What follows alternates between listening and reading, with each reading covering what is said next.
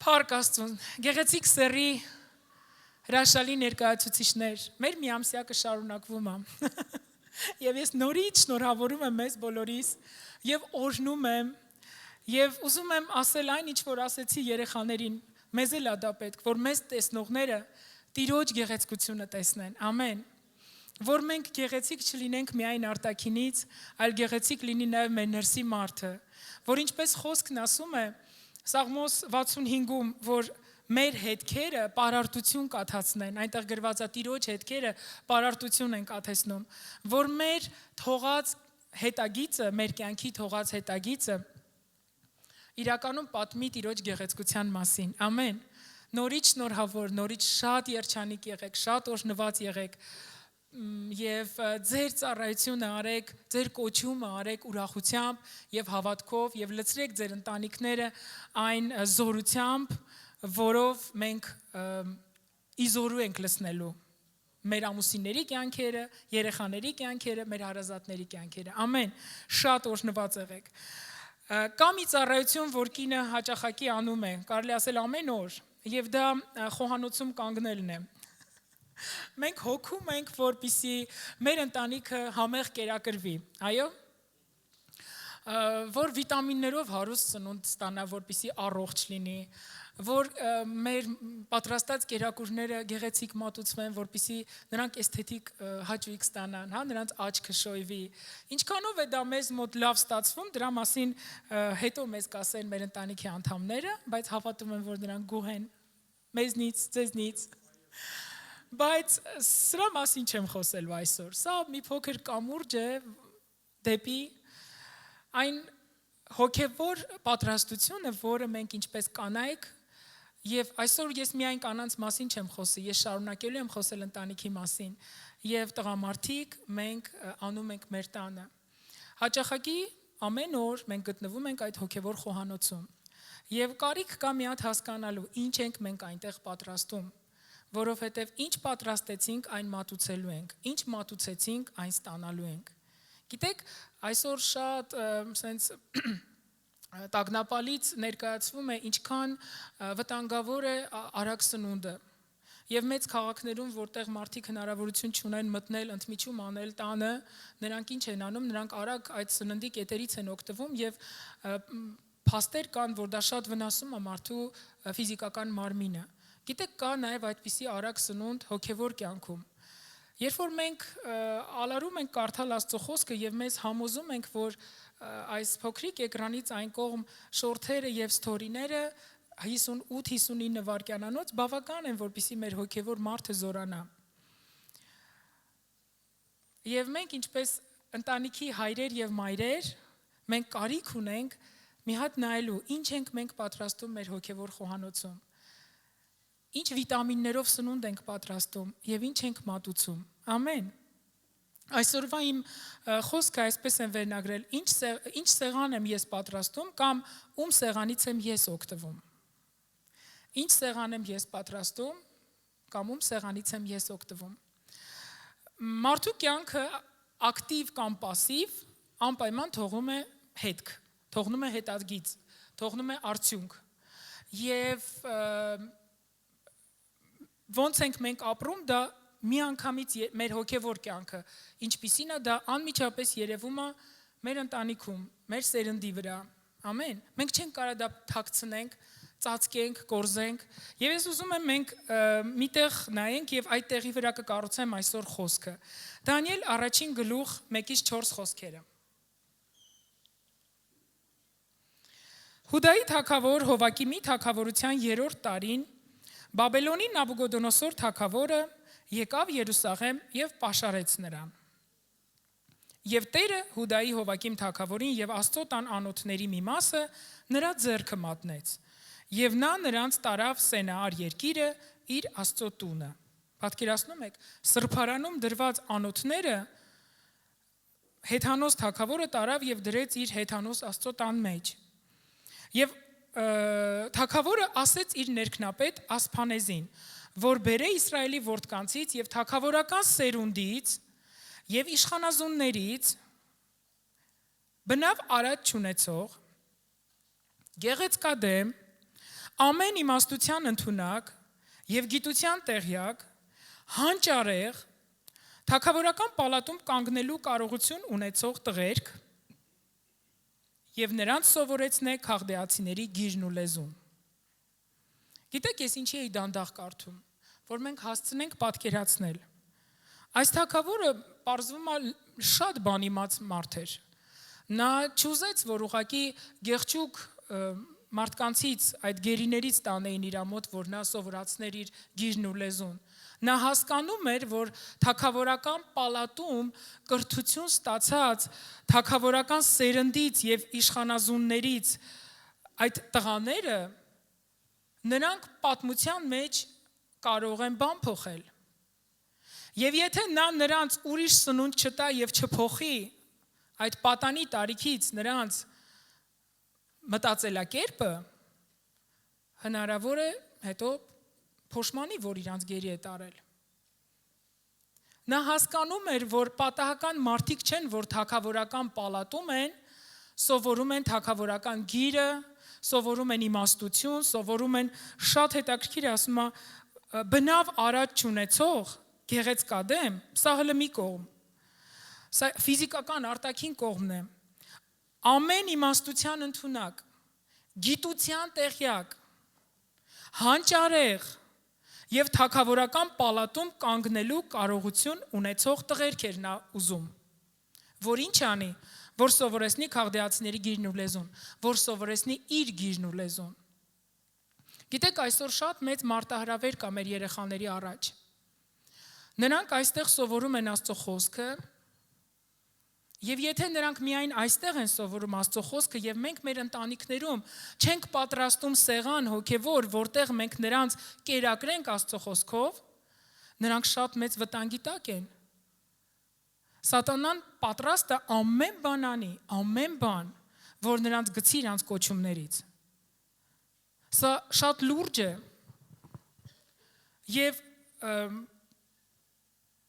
այս թագավորը, ով հեթանոս էր, նա ընտրեց ընտրյալներին արդեն։ Նա նոր մարդկանց չբերեց ու ընտրեց, նա ընտրեց արդեն ընտրվածներին, ովքեր Երուսաղեմում արդեն ընտրված էին եւ նրանք սովորում էին։ Ինչ է գիրն ու լեզուն։ Դա տվյալ ազգի մշակույթն է։ Նաբուգոդոնոսորը հավաքեց այս երիտասարդներին, ասեց, որ հավաքեն երիտասարդներին, որ սովորեցնի գիրն ու լեզուն գրված է։ Այսինքն սովորեցնի իր հեթանոսական մշակույթը։ Գիտեք, այսօր շատ վաղուց արդեն մեր գառնիում հեթանոսական տաճարի քրմություն ասեմ, ծառայություն ասեմ, վերականգնված է։ Եվ մարդիկ դասարաններով գնում են էքսկուրսիա։ Կարող եմ մտածել, դե լավ, դե մեր երկիրն է, դե թող տեղյակ լինեն, որ տենց բան կա, բան չունեմ ասելու,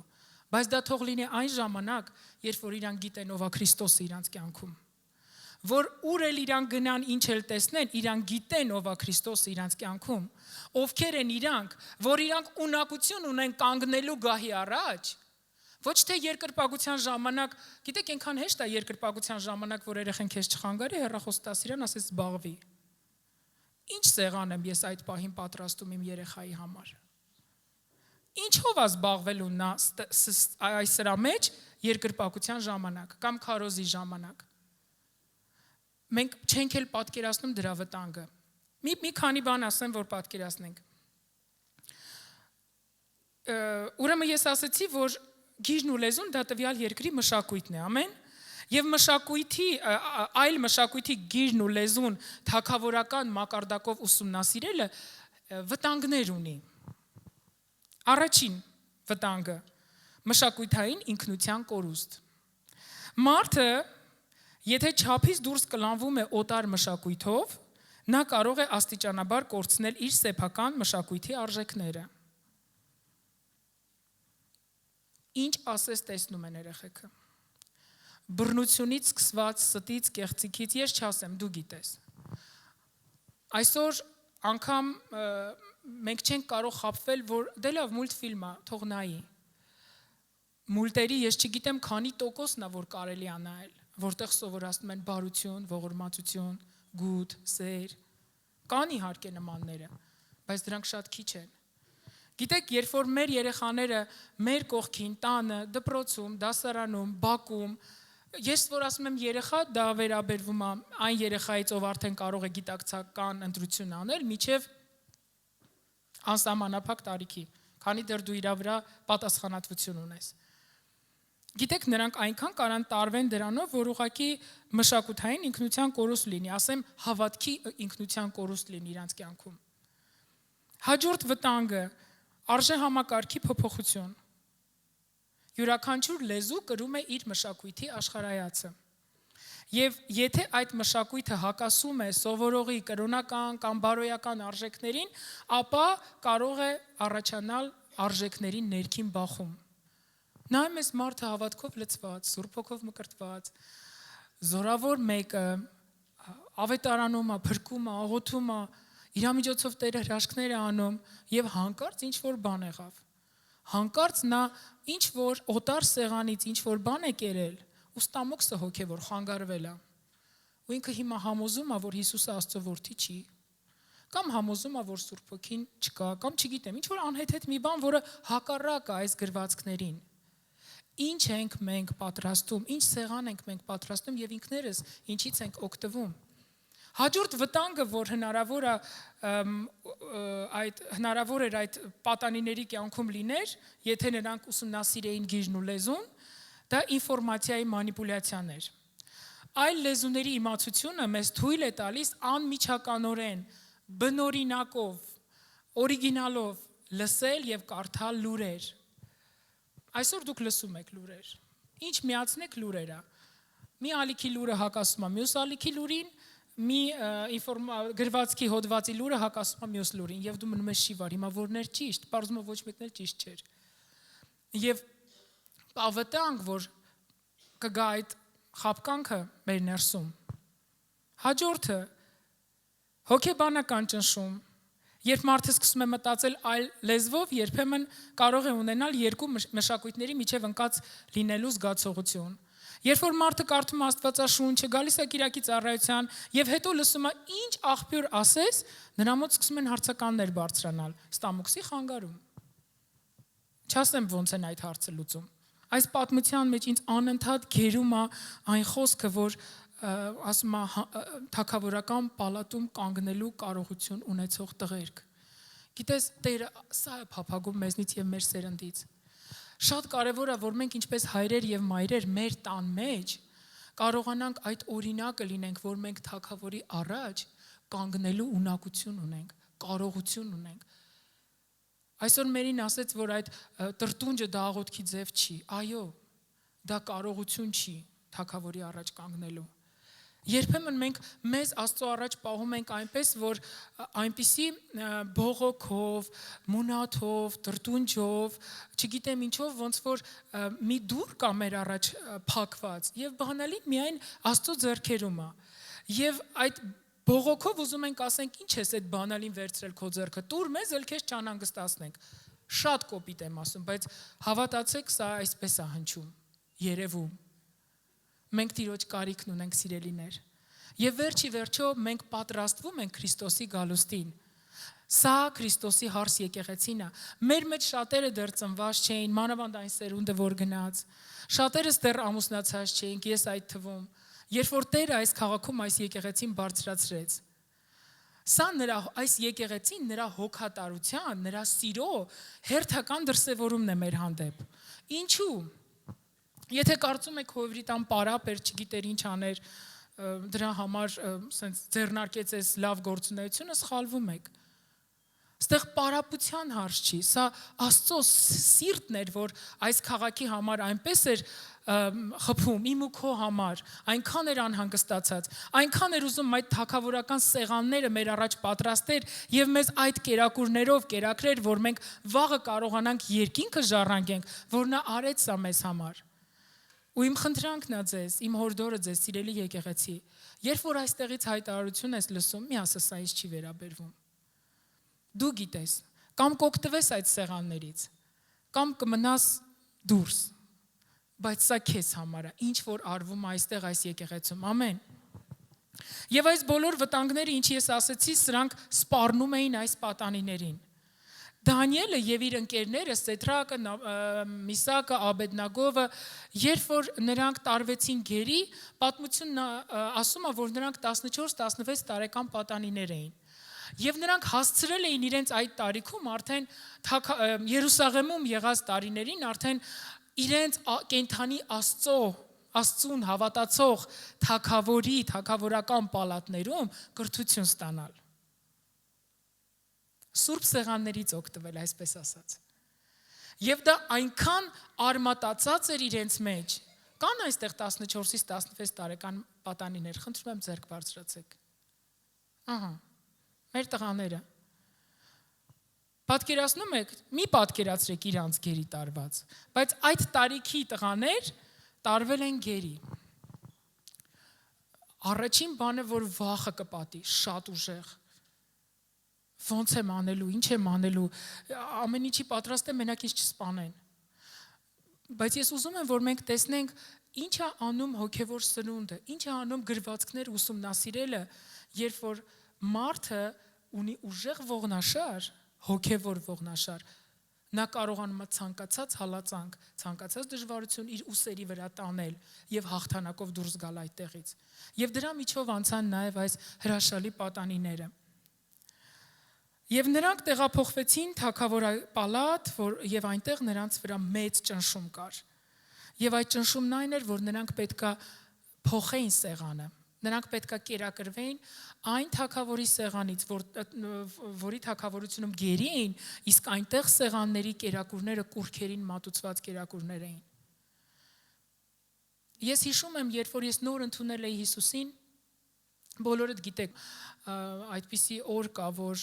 ուխտ են ասում, եւ մենք գնացինք այդ օրը բարեկամների մոտ, ես չէի ուզում գնալ, բայց ստիպված գնացի, որովհետեւ առանց էնել տանը իմ հավատքի համար ամեն ինչ շատ լարված էր, մթնոլորտը, փառք Աստծուն, իմ ծնողները հիմա Քրիստոսին են պատկանում։ Եվ սեղանները այսպես ծայրից ծայր գցված էր եւ բոլորը խոսում էին ինչից ուզում էին։ Ոչ ոք սկի այդ Աստծո մասին չէր հիշում, որ առավոտ գնացել, հասել է Սարին, զոհ արել, այնտեղ եկել է։ Եվ երբ որ մեր բարեկամուհին ասենց ջեր մոտեցավ, ասի ինչի՞ չես ուտում, ասի ես հավատացյալ եմ, ես չեմ ուտի։ Ես չասի ես չեմ ուզում, իմ փորը ցավում է, տրամադրություն չունեմ, ասի ես հավատում եմ մի հատ զոհի, Հիսուս Քրիստոսին,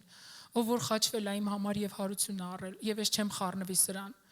Ու բարեկամները կողքից սկսեցին, ջահել երեխա ես ինչի հետևից ես ընկել ու մի տարիքով տատիկ։ Նա հիմա չկա երկնքում է, 50-ական քույրիկ, ինքը եկավ ինձ sense ջերմ գրկեց, ոնց որ Քրիստոսը ինձ գրկեր, գլուխս պաչեցած ծապրես բալես։ Գիտեք, այնքան կարևոր է, որ մենք ոչ թե մեր երեխեքին բրթենք, դե լավ, ոչ մեկ չի իմանա, լավ ամոթ է, դե լավ գնա, դե լավ արա, դե լավ մասնակցի, դե լավ ես, դե լավ են, դե լավ են, այլ մենք կանգնենք թիկունք իրանց համար ու ասենք, ապրես, դու գիտես ճիշտը ու դու պահում ես ճիշտը։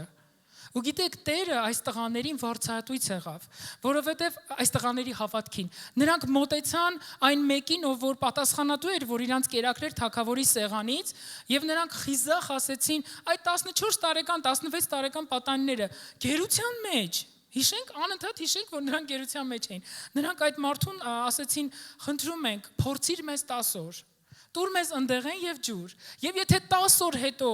մեր տեսքը լինի ավելի վատ, քան նրանցը, այդ ժամանակ կտեսնենք ինչ ենք անում։ Եվ այս մարդն էլ Աստծո երևի զորությունը հակած գնաց այդ ռիսկին, որ հակառակվեց թագավորի հրամանին եւ տվեց նրան 10 օր ընդամենը ընդեղեն եւ ջուր։ Եվ ինչ եղավ, ասում 10 օր հետո նրանց այտերն ավելի առողջ էին, նրանք ավելի պարարտացած էին, ավելի քաշը հավաքած էին։ Եվ գիտեք, Տերը միանգամից վարձահատույց եղավ, Տերը ավելացրեց նրանց իմաստությունը։ Երբեք ու երբեք, սիրելիներ, երբեք չվախենանք, երբեք։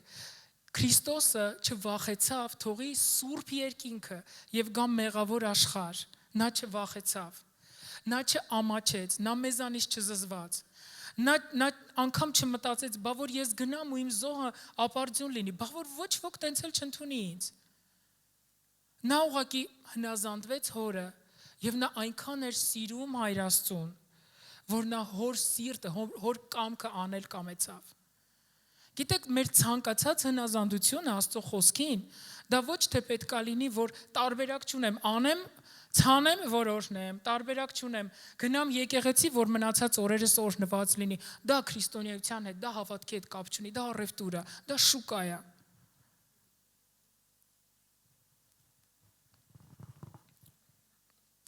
Անցնենք առաջ։ Հաջորդ փորձությունը, ինչի առաջ կանգնեցին այս տղաները, դա գրված է Դանիել 2-րդ գրքում։ Դանիել 1:17-ում Տերը ցույց է տալիս, որ Աստված այս տղաներին գիտություն եւ հանճար տվեց ամեն դպրությունում եւ իմաստությունում, եւ Դանիելը հասկանում էր ամեն տեսիլք եւ երազ։ Տերը վարձահատույց եղավ նրանց, ամեն։ Եվ եղավ այնպես, որ թագավորը մի երազ էր տեսել, ես հիմա չեմ կարդա, դա գրված է 2-րդ գլխում, 1-9 խոսքերում, տանը կկարդաք։ Թագավորը մի երազ էր տեսել եւ նա շատ անհանգստացած էր, գրված է, որ տեղը չէր գտնում։ Նա այնքան էր խուճապի մատնված, որ շատ անբնական, տարօրինակ ցանկություն էր հայտնել։ Նա հրաման արձակեց, որ իմաստունները պետքա հասկանան ինքը ինչ երազա տեսել եւ մեկնաբանեն իրան երազը։ Հետաքրքիր է, չէ՞։ Ես երազ տեսնեմ, նեղվեմ, որ դու չես կարողան պատմես ինձ իմ երազը։ Եվ երբ որ այո։ Եվ բոլոր իմաստունները, մոգերը, բոլորը սարսափի մեջ էին եւ նրանք վախվորած եկան թագավորի առաջ եւ այսպես ասցին. Քաղդեաները պատասխանեցին թագավորի առաջին եւ ասցին. երկրի վրա մարդ չկա, որ կարողանա թագավորի բանը իմացնել, եւ դրա համար էլ ոչ մի թագավոր, մեծ եւ իշխան, սրա նման մի բան չի պահանջել ոչ մի մոգից։ Իրանց կյանքը վտանգի տակ էր եւ նրանք խիզախություն են հավաքել թագավորի հետ նման ձևով խոսելու։ Հմայողից եւ Քաղդեայից։ Եվ այն բանը, որ թագավորը պահանջում է, դժվար է, եւ մի ուրիշը չկա, որ թագավորի առաջին իմացնե այն բացի աստվածներից, որոնց բնակությունը մսեղենների մեջ չէ։ Եվ սա ավելի բորբոքեց թագավորի բարկությունը եւ նա ուղղակի խուճապից ու զայրույթից հրաման արձակեց, որ բոլոր այն իմաստունները, մոգերը, եթե չկարողանան պատմեն եւ մեկնաբանեն երազը, նրանք կսպանվեն, իսկ նրանց տները աղբանոց կդառնան։ Գիտեք, միշտ այսպես է, երբեք մենակ տան անդամը չի տուժել։ Տուժվում է տան գլուխը եւ ամբողջ տունը հետը։ Փրկվում է տան գլուխը եւ ամբողջ ազգը գերդաստանը հետը։ Ամեն։ Փառք Աստծուն, որ մենք հույս ունենք։ Եվ այս լուրը հասավ Դանիելին եւ գրված է, որ նա իմաստությամբ եւ խոհեմությամբ խոսեց թագավորի դահճապետի հետ։ Պատկերացնում եք, հազիվ նրանք պրծել էին այդ թագավորական սեղանից ուտել-չուտելու հարցը հազիվ կարգավորվել էր, հաջորդ փորձությունը։ Արդեն պետքա սպանեին իրանց։ Կվախենա մարդ։ Ես կվախենամ, եթե դուք այդքան խիզախ եք, խնդիր չի։ Մահը կախված է նրանց գլխին։ Սպանելու են, վերացնելու են, չի փրկելու են հարցը, որ իրանք արդեն իմաստուն էին երևում Աստծո առաջին, երևում էին դրա համար իրանք էլ էին մեռնելու։ Եվ ինչ արեցին իրանք։ Եկան Աստծո առաջ, եկեք լսենք իրանց աղոթքը։ Դանիել 2-րդ գլուխ 20-ից 23 խոսք։ Օրհնյալ լինի Աստծո անունը Հավիտենից մինչև Հավիտյան։ Մարդ ում հեսա սպանելու են։ Եկել է Աստծո առաջ ու ոնց է աղոթում։ Այս է այն, որ ես ասում եմ, թագավորական պալատում կանգնելու ունակություն ունենալ։ Օրհնյալ լինի Աստծո անունը Հավիտենից մինչև Հավիտյան, որ իմաստությունը եւ զորությունը նրանն է, եւ նա է ժամանակները եւ ժամերը փոխողը, թագավորների չեսնողը եւ թագավորներ դնողը։ Նա է տալիս իմաստություն իմաստուններին եւ հանճար գիտնականներին։ Նա է խոր եւ ծածուկ բաները հայտնողը, որ գիտի մութի մեջ եղածը եւ լույսը նրա հետ է բնակվում։ Քեզ, ով իմ հայրերի Աստված, օրհնում եւ փառաբանում եմ ես, որ իմաստություն եւ զորություն տվիր ինձ, եւ հիմա ինձ իմացրիր, ինչ որ խնդրել էի քեզնից, որ թագավորի բանը մեզ իմացրիր։ Գիտեք, սրանից առաջ գրված է, որ նրանք եկան աղոթքի Աստծո առաջ, որ իրենց էլ չկոտորեն մյուս իմաստունների հետ։ Նրանց Աստծո առաջ գալու նպատակը ոչ թե թագավորի կապրիզը բավարարելն էր, այլ որ իրանց չկոտորեն, բայց աղոթքի մեջ դու չես տեսնում մի խոսք, որ իրանք ասեն մեր մահը եկել է, հա, մկների ժողովի նման, չկա նման բան, որովհետև իրանց մեջ առյուծն էր ապրում, ոչ թե մուկը, առյուծը, ամեն։ Եվ Դանիելի աղոթքը հերթական անգամ հիացմունքի է արժանի եւ մեզ կարա շատ լավ դաս տա։ Եթե դաս, որպեսզի մենք մեր դժվարությունների ժամանակ ոչ թե պանիկայով վազենք Աստծո մոտ ու արագ լցնենք իր առաջ այն վտանգները, ինչ մեզ սպառնում է, այնպես ասես թե ինքն էլ սկիչի կարա մի բան անի, այլ մեծարելով նրան, փառաբանելով նրան։ Գիտես, ամեն անգամ, երբ որ մեր ընտանիքներում դժվարություններ են լինում, չեմ ասում փորձանքներ, չգիտեմ, ծայրահեղ աստիճաններ, թեթև սենց դժվարություններ, որ կարիք կա աղոթելու, այնքան լավ է, որ մենք դա մենակով չճեղքենք, հավաքվենք ընտանիքով եւ սկսենք այսպես Դանիելի եւ ընկերների պես մեծարել, որ մեր երեխեքը տեսնեն դժվարության ժամանակ ոնց ենք աղոթք անում։ Աստված իմ բա ես քո որդին եմ, բա ինչի այս փորձանքը ինձ եկե, բա ինչի էր մեկին տենց բան չի լում ինձ ալում, հա, մենակ ինձ, հա, մենակ ես եմ, հա, ու սկսվում է, բա երբ ես սկսելու նորմալ աղոթել, դա աղոթքը չի, դա արա, հետո արի երեխաների մոտ, ապաշխարի, որ դա արել ես, ու միասին միաբանվեք եւ սեղան պատրաստեք եւ թույլ տվեք դուք ինքներդ օգտվեք այդ սեղաններից եւ սովորեցրեք ձեր երեխաներին էլ օգտվել այդ սեղաններից եւ Տերը կպատասխանի, ամեն։ Եվ գիտես, գրված է, որ Դանիելը իմացավ երազը, եկավ թագավորի մոտ եւ հաջորդ հիացմունքը, հաջորդ դասը, ինչ մենք կարանք սովորենք Դանիելից, դա գրված է 27-28 խոսքերում, երկրորդ գլուխ, այդ գաղտնիքը, որ թագավորը պահանջում է, չեն կարող իմաստունները, հմայողները, մոգերը, բախտ նայողները թագավորին իմացնել, բայց կա Աստված երկնքում գաղտնիքներ հայտնող, եւ նա հայտնում է Նաբուգոդոնոսոր թագավորին, ինչ որ պիտի լինի հետին օրերում, քո երազը եւ քո գլխի տեսիլքը քո անկողնու վրա սա է, եւ սկսում է մեկնաբանել երազը։ Գիտեք, նա չեկավ ասեր, բա տեսար Նաբուգոդոնոսոր, բա ես Աստծո որդի եմ, բա Աստված ինձ խայտարակ կանի, տեսար ոնց պատասխանեց ինձ։ Ոչ մի տեղ չես տեսնում, որ այս տղաները ունենալով այսքան լիազորություն ազատ լինելով միաժամանակ գերի, նրանք մեծ ամտություն ցուցաբերեցին, նրանք փառքը իրանց վրա տարան, չես տեսնի նման բան։ Գիտես, նա գալիս է ինչպես միջնորդ, որ թագավոր Տերը տեսավ քո անհանգստությունը եւ Տերը քեզ սիրեց, Տերը քեզ բացեց, որ քո անհանգստությունը լուծվի, քո խնդիրը լուծվի։ Միթե մենք սրանից սովորելու բան չունենք։ Ես ունեմ։ Հալելույա։ Սեդրակը, Միսակը եւ Աբեդնագովը, երբ որ հաջորդ փորձության առաջ կանգնեցին, որը այդ հնոցում նրանց հայտնվելն էր,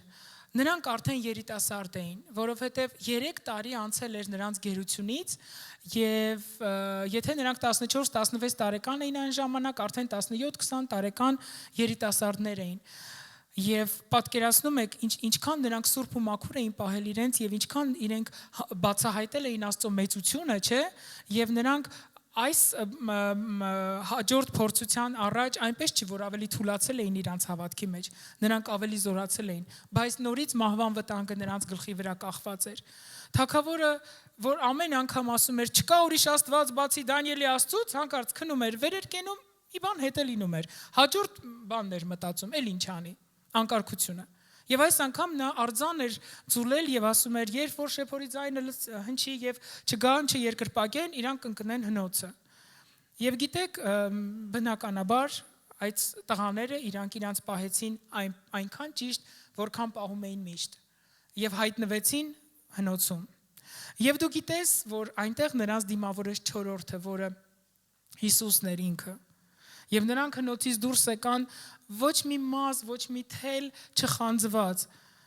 բայց կրակը այնքան թեժ էր, որ նրանց գցողները վառվեցին։ Սիրելիներ, թանկագիններ, եկեք երբեք չվախենանք։ Երբեք չվախենանք, շատ կարևոր է, որ մենք կերակրենք մեր հավատքը։ Կերակրենք Աստծո խոսքով, կերակրենք գոհությամբ, կերակրենք երկրպագությամբ առ Աստված, որպեսզի մենք կարողանանք մեր դժվարությունների ժամանակ, իսկ դրանք կլինեն, Հիսուսն ասեց, կունենաք, բայց քաջ եղեք, ես հաղթել եմ աշխարհը։ Այդ քաջությունը շորթերից ու սթորիներից չի գալիս, սերիալներից չի գալիս, ժամերով անկապ զրույցներից չի գալիս, այդ խիզախությունը գալիս է այն մեկից, ով կրում է այդ խիզախությունն իր մեջ եւ իր Սուրբ Հոգով դրել է այն մեր մեջ։ Եթե մենք չենք օգտվում այդ սեղաններից, նեղության ժամանակ շատ դժվար կլինի մեզ։ Եվ այս տղաները նրանք իրականում այդ թագավորական պալատում եղած իրանց մանկության, պատանեկության ժամանակ ստացածը, կերակրվածը հոգևոր, նրանք ավելացնում էին։ Ու երբ որ մենք այս նմանատիպ պատմություններ լսում ենք, մենք ոչ թե կարիք ունենք միայն հիանալու նրանց հավատքով, այլ խորհելու, Տեր, այդ ինչ գաղտնիք կա, ես էլ եմ ուզում։ Չէ՞ որ դու նույնն ես երեք այսօր եւ հավիտյան։ Ես էլ եմ ուզում այդ գաղտնիքը, որ ես չկոտրվեմ, երբ որ դժվարություն է գալիս։ Որ ես չընկճվեմ, որ երբ որ իմ երեխայի կյանքում դժվարություն կա, որ ես խուճապի չմատնվեմ, որտեվ շատ անգամ մենք ավելի շատ խուճապի ենք մատնվում, երբ որ մեր սերունդին է կպնում թշնամին, որտեվ մենք ծնողներ ենք, մենք պատասխանատվություն ենք կրում դրա համար։ Մենք կարիք ունենք հասկանալու Տեր այդ ինչ էր։ Եկեք ասեմ, ինչ է ասում մեր մասին Աստծո խոսքը։ Առաջի Պետրոս 2-րդ գլուխ 9-10 խոսքերը։ Բայց դուք ընտիր ազգ եք, թագավորական քահանայություն, սուրբ ազգ, սեփական ժողովուրդ, որ քարոզեք նրա առաքինությունները, որ ձեզ խավարից կանչեց իր զարմանալի լույսի մեջ, որ դուք ժամանակով ժողովուրդ չէիք, բայց հիմա Աստծո ժողովուրդ եք, որ ողորմած չէիք, բայց հիմա ողորմածներ եք։ Պատկերացնում եք, ինչի համար եմ սա ասում, որ մենք չասենք, դե նրանք թագավորական պալատներում սովորած երեխեք էին։ Ես ունեցել եմ հեթանոս տատիկ պապիկ, հեթանոս մամա պապա, ես հազիվ փրկվել եմ, հազիվ ուզում եմ հավատքի մեջ 2 ոտքով կանգնել։ Գիտես, Աստծո աչքերում դու հազիվ չես։ Տերը իմ եւ քո մասին ասում է դու ընտիր ազգ ես։ Ասա ես ընտիր ազգ եմ։ Ընտիր ազգ։ Թագավորական քահանայություն։ Սուրբ ազգ։ Սեփական ժողովուրդ, որ քարոզեմ նրա առաքինությունները, որ ինձ խավարից կանչեց դեպի զարմանալի լույսը։ Ամեն։ Եվ ասում է դուք, որ մի ժամանակ ժողովուրդ չէիք, չէ, մենք մի ժամանակ ցիրության ապրում էինք ամեն մեկս, մենք հիմա կոչվում ենք Աստծո ժողովուրդ, ասում է հիմա դուք ժողովուրդ եք, եւ մի ժամանակ դուք ողորմած չէիք, հիմա դուք ողորմած եք։ Այս սա այն սնունդն է, որը պետք է լինի մեր սեղաններին, որ երբ որ մեր երեխեք ասում են դասարանում ես ինչ է ինձ սենց բան ասեց, հեսա վաղը գլուխը կջարդեմ, դու չասես, բա ոնց, բա չպետք է հելեն շալակդ։ Դու ասես, բալես, մենք մի ժամանակ գլուխը կջարդեինք, բայց մենք հիմա ողորմած ենք։ Այո, պետք է հետը խոսալ, պետք է բացատրել, բայց պետք է աղոթք անել, որովհետև մենք թագավորական քահանայություն ենք։ Թագավորական քահանայությունը բարեխոսում է։ Ամեն։ Թագավորական քահանայությունը բարեխոսում է, սիրելիներս, բարեխոսում է։ Եվ այսօր շատ մեծ կարիք կա վերանայելու մի հատ այս ամենը։ Մենք ինչով ենք կերակրվում եւ ինչ ենք տալիս մեր տներում։ Գիտեք, հասարակությունը շատ հետաքրքիր է։ Դպրոցից պահանջում է, որ դպրոցը հոգա իր երեխայի համար, մանկապարտեզից, որ մանկապարտեզը, եկեղեցուց, որ եկեղեցին, էլ ինչ ասեմ, աշխատավայրից, որ տնօրենը պետք է իր համար հոգա, իսկ ինքը ինչ պիտի անի, երբեք ոչ ոքի հայտնի չի։ Բայց Տերը մեզ բան է ասում, մենք ընտիրազգ ենք, մենք կարիք ունենք մեզ պահել ինչպես ընտիրազգի ներկայացուցիչ։ Ամեն։ Այս տղաները, երբ որ հայտնվեցին հնոցում կրակի, գիտեք ով նրանց դիմավորեց։ Նրանց դիմավորեց այն անկյունակարը,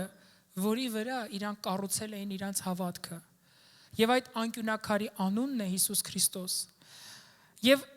այդ անկյունակարը նույնն է այստեղ, այսօր մեզ համար։ Եվ այդ անկյունակարը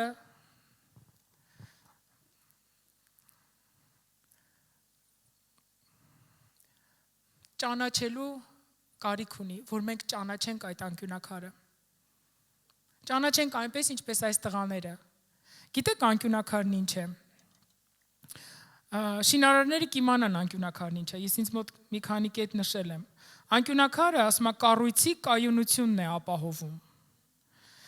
Այսինքն շենքի ծանրաբեռնվածության հիմնական կրող տարրերից մեկը անկյունակարն է։ Հիմա երբ որ իմ կյանքում դժվարություն կա եւ իմ անկյունակարը Քրիստոսն է, այդ դժվարության հիմնական ծանրությունը ում վրա է, իմ թե Քրիստոսի։ Ինձ մնում է ձևեր չթափել, ես ինչ դժբախտ եմ։ Ինձ պետք չի ձևեր թափել, ինձ պետք է հավատալ, որ այդ բեռը, որ այսօր ծանրացել է ինձ վրա, իրականում կրում է Քրիստոսը, հավատամ դրան եւ կարողանամ այդ թագավորական քահանայությունը գործի դնելով դուրս գամ այդ բեռի տակից։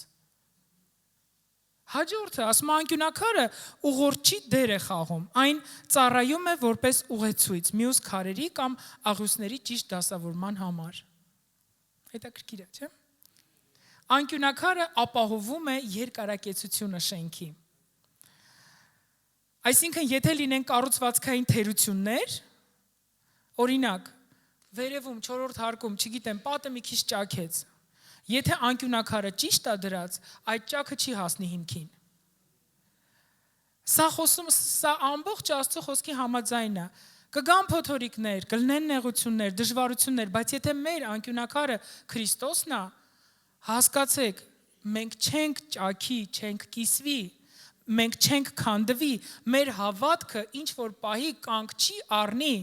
ինչ որ դժվարության պատճառով, այլ հակառակը կամրանա, որովհետև անկյունակարը հիմքը շատ ուժեղ է, շատ ճիշտ է։ Ես ասացի, որ Տերը հոգում է մեզ համար եւ այս հրաշալի եկեղեցին մեզ համար դրեց այս քաղաքում։ Մի բանի մասին եմ ուզում ասել, ինչ է եկեղեցին մեզ համար եւ սենց միտք եկավ, երբ որ խորհում էի ինկուբատոր։ Ձուն, երբ որ դնում են ինկուբատորում եւ այն երկար է մնում, գիտեք ինչ է լինում, այսինքն ձագերը չեն ներսից իրենց կտուցով չեն կոտրում կեղևը, որ դուրս գան, արդեն ձևավորված հասունացած ձագուկը, որ ինքը պատրաստ է ինքնուրույն կյանքի։ Նա արդեն ձվի միջից բոլոր անհրաժեշտ վիտամինները տարել է, ձևավորվել է, եւ ինքը ալարում է, կոտրի ու դուրս գա, ներսում թթվասնային քաղց է լինում եւ այդ ճուտիկը սատկում է ներսում։ Լինելով առողջ, հիվանդ չէ, առողջ։ Գիտեք, եկեղեցին այդ ինկուբատորի պես է։ Եվ այստեղ ամեն մեկը ով որ գալիս է փրկվում, ինքը կարիք ունի սնվի, բարձրանա Աստծո խոսքի մեջ եւ դուրս գա իր կոչման մեջ, իր հաջողության մեջ, որ անընդհատ այդ տաք լամպի լույսերը իր վրա չլինեն, որովհետև դա արդեն նորմալ չի։ Եթե այդպես շարունակի, կա վտանգ հոգևոր։ Չկա զարգացում, վերջ։ Այն փուլը, որը պետք էր, որ այդ ճուտիկը ձվում լիներ, ամբողջությամբ անցել է։ Դու սովորում ես Աստծո խոսքը, դու սովորում ես աղոթել, դու անցնում ես Աստվածաշնչյան դպրոցը, դու արդեն պատրաստ ես կիսվելու ինչ-որ մեկի հետ այն բարի լուրով, որը դու կարող ես անել, բայց դու ալարում ես ուղակի այսպես, կտուցով խփես այդ ձուն կոտրես, ասում ես, դե լավ, դե սրա ժամանակն էլ կգա, ու նկատում ես, որ դու մարում ես, էլ հավես չունես, էլ դու առաջվա պես խանդավառված չես Քրիստոսով, իր գործերով, իր մեծության մասին էլ զգում ես, որ արդեն մի քանի շաբաթ չես պատմել, ոչինչ, նորմալ, ապրում ես էլի, բան չի փոխվել։ Բայց մենք խաբվում ենք։ Մյուս վտանգը, եթե երկար են մնում ձվերը ինկուբատորում, ժամանակին ձվերը չէ, կներեք, ձակերը, արդեն կոտրած ձակերը, ժամանակին նրանց տերը չի վերցնում ու հանում այնտեղից, նրանք այդ ճառագայթների տակ մահանում են, սատկում են։ Այսինքն այդ ճառագայթը, որը ապահովում էր տաքություն, որ ինքը ձվի մեջ եղած ժամանակ աճեր, զարգանար, բարձրանար, ճեղքեր այդ կեղևը դուրս գար, մի բանը, որ իրան կյանքի համար ընտիր նախապայման է, հիմա դառնում է իր մահվան պատճառը։ Իրա սատկելու է այս դեպքում, ճուտիկի մասն ենք ասում։ Գիտեք, բոլոր այս օրինակները խոսում են նրա մասին, որ մենք պետք է Քրիստոսի այդ գերագույն նպատակը ավետարանի բարի լուրը տանելը բաց չթողնենք եւ դա սովորացնենք մեր երեխեքին էլ։ Դա լինի մեր այդ հոգեվոր սեղանների սնունդներից են, որ ասում ամենակարևորներից մեկը, որ մենք բաժնեկցենք բարի լուրով մեր շուրջը եղած ամեն մեկին եւ մենք չորոշենք հիմա է իրա փրկվելու ժամանակը թե չէ։ Երրորդ վտանգը հնարավոր է, որ ինկուբատորում սկսվի բակտերիալ վարակ։ Գիտեք ինչի պատճառով, այն առաջի երկու իրավիճակների պատճառով, որ երբ որ մարդը որոշում է չմտնի իր կոչման մեջ, նա սկսում է հակառակ բաներ խոսալ։ Նա սկսում է խանգարել, ծաղրել այն մեկին, ով երեք եկավ, կամ երեք չի առաջի օրը Հիսուսին ճանաչեց, երեք մկրտվեց Սուրբ Հոգով, այսօր արդեն ծառայությունների մեջ սավառնում է։ Նրանք սկսում են խանգարել, սկսում են հայերեն ոնց է պատնոշկան։ Գիտեք ինչի, որովհետև իրանք ծուլացել են եւ որպիսի համոզեն մյուսներին, որ նորմալը սա է, իրանք սկսում են մյուսներին խանգարել։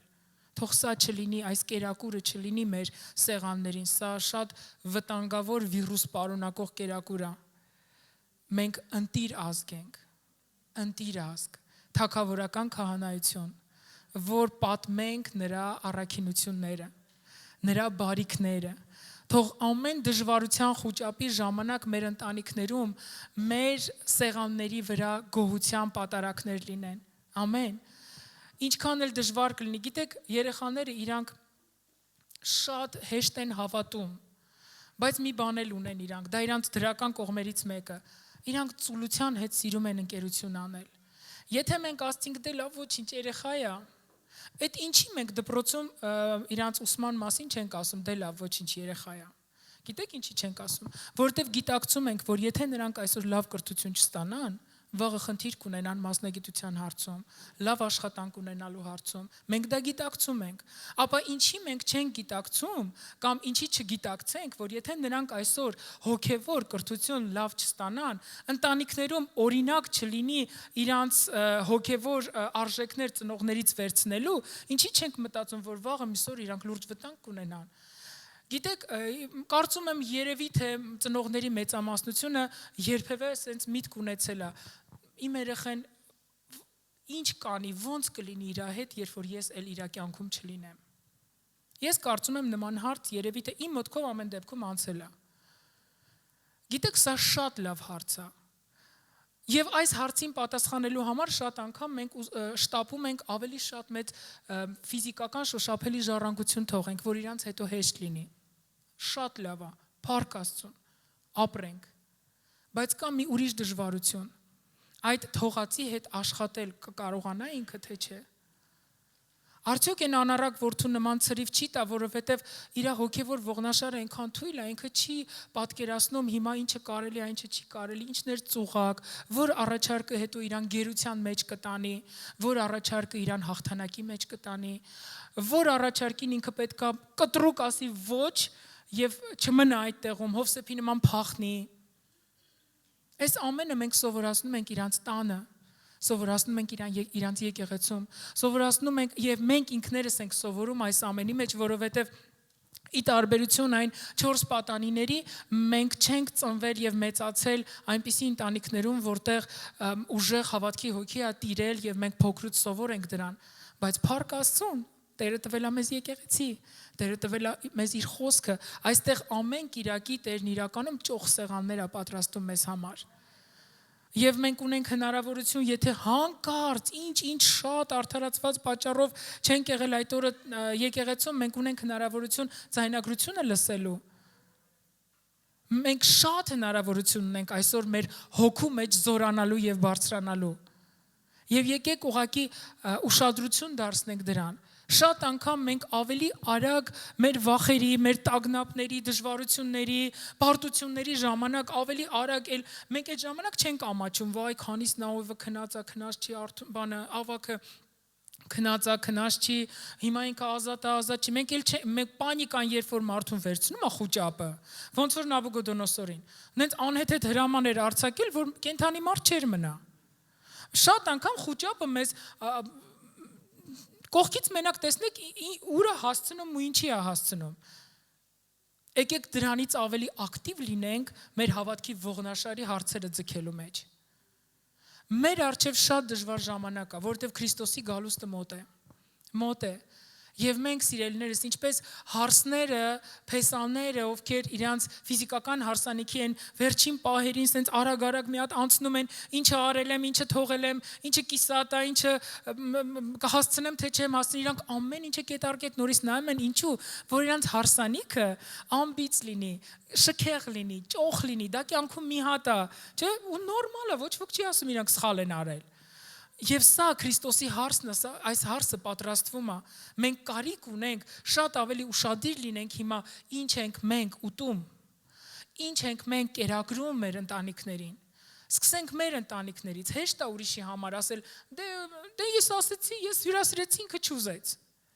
Մենք երբ որ հարևանի երեխային բան հյուրասիրես չուզի, չես նեղվի, ասես դե լավ, տանը իրան կկերակրեն հաստատ։ Բայց քո երեխան եթե ամբողջ օրը ոչինչ չի ուտում, կամ ուտում է անպետք սնունդ, քո սիրտը սկսում է տագնապել, ասում ես, քո առողջության հարցը բա ո՞նց է լինելու։ Եկեք այդպես տագնապած մտածենք նաև մեր հոգևոր առողջության մասին, որովհետև այն սերունդը, որը մեզնից հետո կգա, այն սերունդը, որը կդիմավորի Քրիստոսին, իրանց մարտահրավերները չենք էլ կարող պատկերացնել։ Բայց նրանք այս տղաների նման կարան ձիգ ողնաշար ունենան ու հանգիստ հակառակվեն ամեն տեսակի մեղքին եւ տեսնեն Աստծո փառքը։ Չկար ոչ մի դեպք, որտեղ այս պատանիները մնացին փաստի առաջ, ամոթով մնացին, չկար այդպես մի դեպք։ Մենք ունենք անկյունակար, մենք ունենք կոչում, մենք ունենք Տիրոջ Սուրբ Հոգին մեր մեջ, մենք ունենք փրկություն, մենք ունենք Հիսուս անունը մեր վրա կանչված։ Մենք ամեն բան ունենք, ամեն բան։ Եվ այդ ամեն բաները դրանք գործիքներ չեն, որպեսզի մենք մեր անձնական ֆիզիկական շոշափելի կյանքը կառուցենք, սիրելիներ։ Դրանք գործիքներ են, որպեսզի այդ կյանքը կառուցենք, որ դա ներդնենք մեր երեխեքի, մեր հետևից եկող սերունդների մեջ, եկեղեցում բարձրացող ամեն մեկի կյանքի մեջ։ Ինչ ենք անելու, երբ որ մի օր ասեն վերջ օրենքով էլ արգելվում են սենց մեկտեղ հավաքվելը։ Միգուցե դու իմ ասես, հո չէ, թող տենց բան չլինի։ Թող չլինի, բայց մենք չգիտենք ինչ կլինի։ Կովիդը մեզ փակեց տանը մի կարճ ժամանակով։ Մարդիկ խուճապի մեջ էին։ Խանութներից տանում էին տոննաներով, ոնց որ ասենք դա էլ կերար, հետո։ Մենք կարիք ունենք թարմացնելու մեր վերաբերմունքը, մենք կարիք ունենք վերանայելու մեր սնունդը, հոգևոր, մեր սեղանները։ Եկեք բարձրանանք եւ աղոթք անենք։ Մենք կաղոթենք մի քանի բանի համար, եթե դու ունես այդ խնդիրները, հիմնականում աղոթելու ենք վախի դեմ։ Միգուցե դու վախենում ես ամբողջությամբ ընծայվել Տիրոջը։ Միգուցե դու մտածում ես, եթե ես ամբողջությամբ նվիրվեմ Տիրոջը, ես պիտի ամբողջ օրը ծառայեմ, ես չեմ ուզում տենց։ Դու չգիտես դու ինչ կանես։ Դու նախ եւ առաջ բացահայտիր քո կոչումը։ Կամ բացահայտել ես կոչումը, բայց վախենում ես մտնես կոչման մեջ, որովհետև պատկերացնում ես, որ դու պետքա կրթվես, դու պետքա բարձրանաս, դու պետքա զորանաս, դու պետքա շատ բաներ թողես, որ կոչմանդ մեջ հաջողվես։ Միգուցե վախեր ունես ընծաներ անելու, մտածում ես, իմը ինձ հազիվ է հերիքում, ախր նենց հեշտ են ասում բեմից, հավատա Աստված կօրհնի։ Բա որ ես վերջինը տամ ու չօրհնի։ Իսկ դու մի օր փորձի։ Եթե վերջինը տաս ու այդ օրը սոված մնաս, զանգի ինձ։ Միասին կկիսենք մեր հացը, բայց խոստանում եմ, սոված չես մնա։ Միգուցե դու վախենում ես ծաղրվելուց, որովհետև մի ժամանակ դու լավ ծաղրել ես նրանց, ովքեր հավատացյալ են եղել։ Ես այդ վախը ունեցել եմ։ Ես ունեցել եմ, խոստովանում եմ։ Մինչև մի օր ես որոշեցի, որ ես սրա հարցերը պիտի լուծեմ։ Ես չեմ կարա թաքնվելով, փախնելով գնամ եկեղեցի։ Եթե ես թաքնվելով գնամ, ես ոնց եմ ավետարանելու։ Եթե ես չավետարանեմ, ես ոնց եմ հոր սիրտը ուրախացնելու։ Միգուցե դու վախենում ես, որ հոգս չանես, բա ընտանիքդ ոնց կապրի։ Եվ խառնում ես հոգ տանելը հոգս անելու հետ։ Միգուցե դու վախենում ես անհարմար հարցերից։ Ես վախեցել եմ անհարմար հարցերից։ Երբ որ մեր ընտանիքի դժվարության ժամանակ ինձ ասում էին, բա ոնց եղավ տենց, բախի եղավ։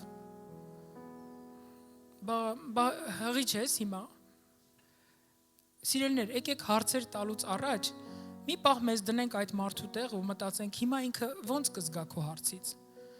Որովհետև հիմնականում մենք հարցը տալիս ենք հարց տալու համար, որ զրույցը պահենք, բայց դա ցավացնում է այն կողքինին։ Բայց եկեք չվախենանք նմանատիպ հարցերից։ Միգուցե դու վախենում ես ընտանիք կազմելուց, մտածում ես ոնց եմ անելու, ծերը ծերին չեմ կարում հասցնեմ։ Ծերը ծերին չկարանալով մի կազմի ընտանիք, բայց մի էլ մնա վախերի մեջ։ Դու պետքա դուրս գաս, որ կարողանաս հասցնես։ Շատ միգուցեներ կան, դու գիտես քո վախերը, բայց մենք հիմա աղոթք կանենք, եւ մենք կազատագրենք, գիտեք, Տիրոջ հոգին այստեղ ներկա է շատ ուժեղ։ Ես հոգու մեջ տեսնում եմ իր անծայրածիր գահը։ Մեծ ծայրը չերևացող։ Ես Հիսուսին չեմ տեսնում գահի վրա, հորը չեմ տեսնում, ես տեսնում եմ այդ գահի ներքևի մասը եւ տեսնում եմ այն ջրերը, որ այնտեղից հոսում են, որպեսզի մեր ծարավը հագեցնեն, մեր կարիքները լրացնեն, մեզ բժշկեն, մեզ զորացնեն, ամեն։ Փակիր քո աչքերը, բարձրացրու քո ձեռքերը եւ աղոթք անենք։ Հայր երկնային, Հիսուս Քրիստոսի Նազովրեցու անունով թանկագին Տեր, մենք քո առաջ ենք եւ մենք շնորհակալ ենք քո խոսքի ճշմարտության համար։ Մենք շնորհակալ ենք, որ դու ներկա ես այստեղ եւ քո խոսքը, Տեր, հաստատում ես շոշափելի զգացողությունով, քո ներկայությամբ, Տեր։ Մենք բարձրացնում ենք այստեղ եղած ամեն մեկին եւ ամեն մեկին, ով կլսի մեզ հետո։ Հայր երկնային, մենք քո առաջ ենք բարձրացնում ամեն վախ, որով բռնված են մարդիկ։ Արդարացված, չարդարացված դա կապ չունի, Տեր։ Մենք ուղղակի խնդրում ենք Հայր երկնային, որ քո գահից հոսող այդ ջրերը թափվեն ամեն մեկի վրա, Տեր, եւ մաքրեն մեզ, ազատեն եւ բժշկեն ամեն վախից, ամեն աղտից, ամեն խուճապից, Տեր, մեզ ազատ անեն։ Քեբրուլ արաքասան դարաբաշեյա։ Մենք շնորհակալ ենք, որ դու ներկա ես եւ դու մեր մեջ ես եւ դու մեզ համար ունես նպատակ, կոչում, կյանք եւ ծրագիր։ Եվ շնորհակալ ենք, որ դու սովորեցնում ես մեզ, Հայր երկնային, ընտրելով սնվել, թե ֆիզիկական, թե հոգևոր, ընտրելով, Տեր, քո Սուրբ Հոգով ընտրելով, որ մենք գիտակցենք արդյոք այդ կերակուրը մեր ներսի մարդուն կզորացնի։ Արդյոք այդ կերակուրը մեզ կյանքի համար կլինի, թե չէ։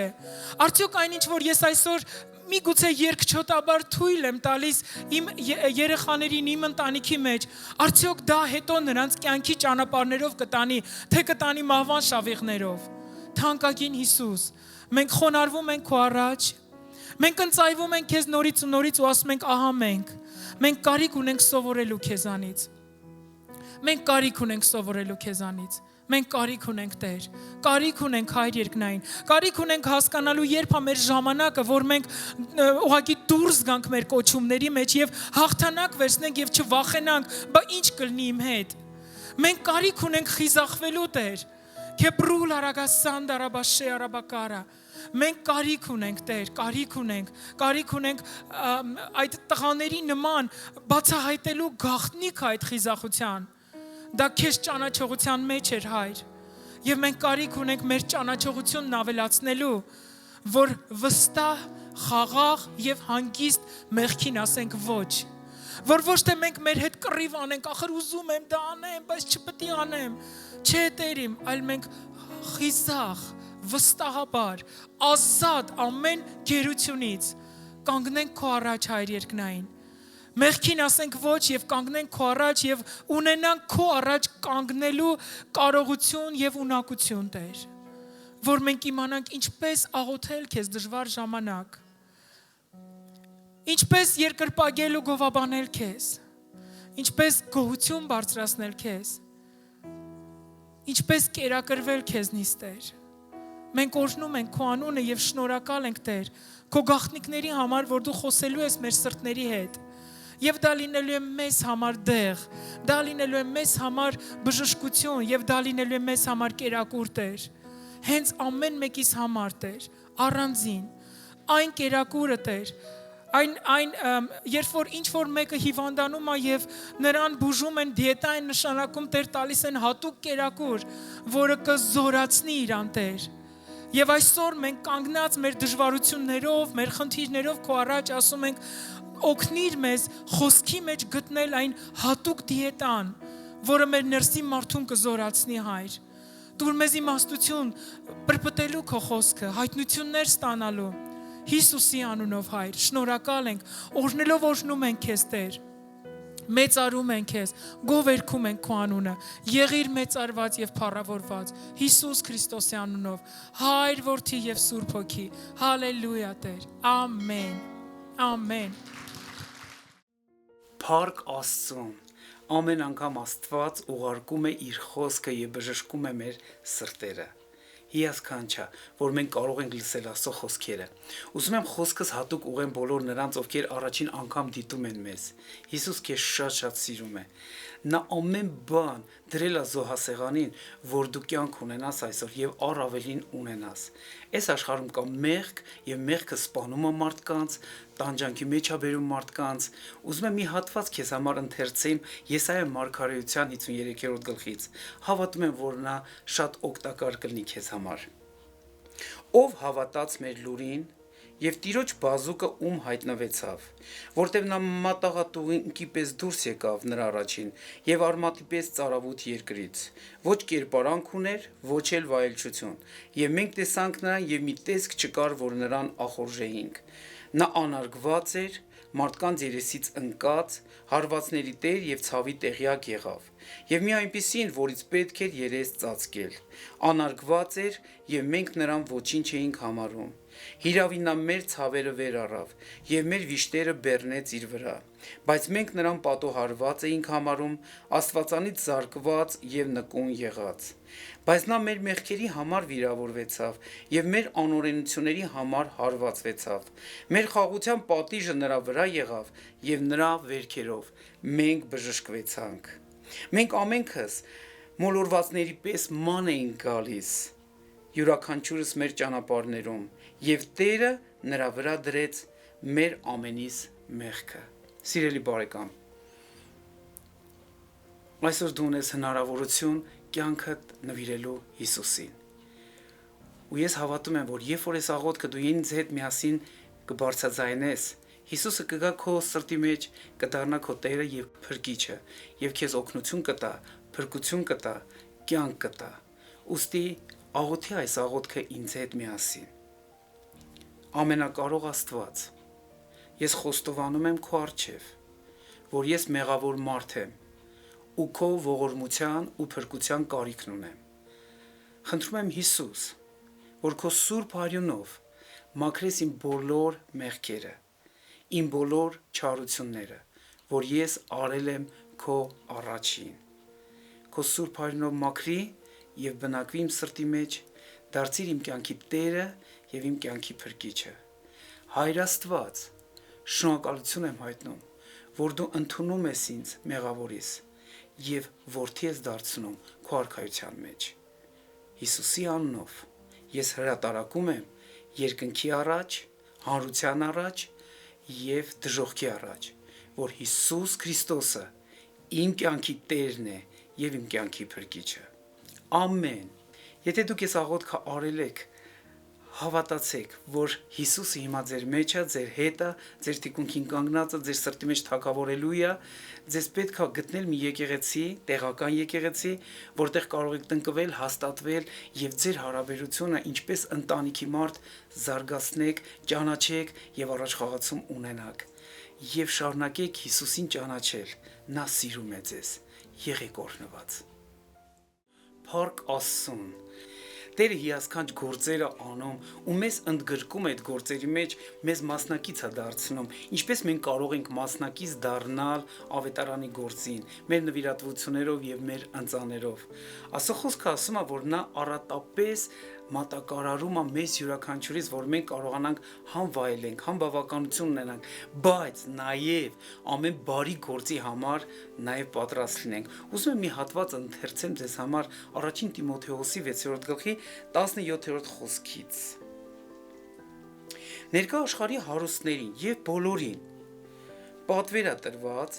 որ մեզանից յուրաքանչյուրս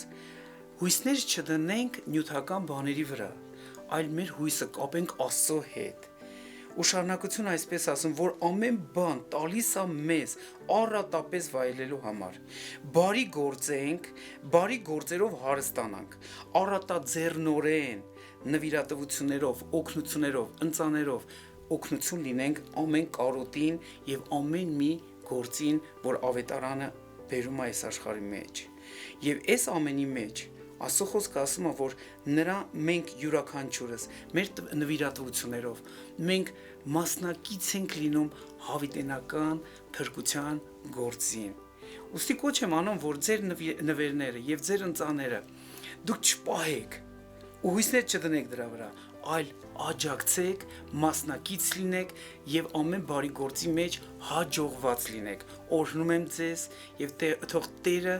լրացնի ամեն կարոտություն, որ ունեք ձեր կյանքում, ձեր ցանկսի, ձեր հունցքի միջոցով։ Աստված օրհնի ձեզ եւ բարձրացնի ձեզ։ Եղեք շատ օրհնված։ Սիրելի բարեկամ, քո նվիրատվությունները կարող ես փոխանցել հետեւյալ հաշվեհամարին։ Աստված օրհնի քեզ։